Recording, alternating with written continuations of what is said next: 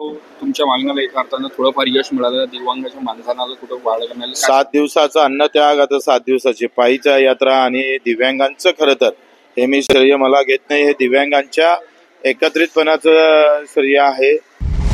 जे काही संघर्ष केला त्याला आता काही प्रमाणात यश भेटलेलं आहे.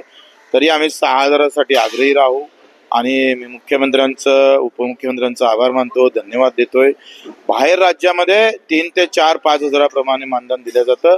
महाराष्ट्र अजूनही मागं आहे, तो मागं राहू नये. केंद्र फक्त 300 रुपये देतात आणि त्याच्याही वाढण्यासाठी येत्या काळात दिल्लीला सुद्धा आम्ही आंदोलन करू. मी पुन्हा सरकारचा आभार मानतो, त्यांना धन्यवाद देतो. महोदय, मी आपल्या माध्यमातून सभागृहाचे सर्व सदस्य व महाराष्ट्रातील सर्व दिव्यांग बांधवांना कळविण्यास आनंद होत आहे की महाराष्ट्राचे कर्तृत्ववान व संवेदनशील मुख्यमंत्री आदरणीय देवेंद्रजी फडणवीस साहेब यांच्या पुढाकाराने दिव्यांग बांधवांच्या हिताचा एक निर्णय संदर्भात आज मी एक निवेदन करू इच्छितो. अध्यक्ष महोदय, सामाजिक न्याय आणि विशेष सहाय्य विभागांतर्गत राज्य पुरस्कृत संजय गांधी निराधार अनुदान योजना व श्रवणबाळ सेवा राज्य निवृत्ती वेतन योजना आणि केंद्र पुरस्कृत इंदिरा गांधी राष्ट्रीय दिव्यांग निवृत्त वेतन योजना या योजना राबविण्यात येत आहेत.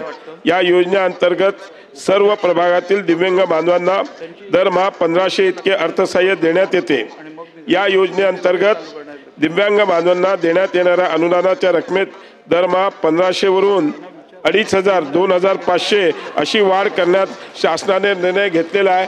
ह्या आपण कृपया नोंद करावे.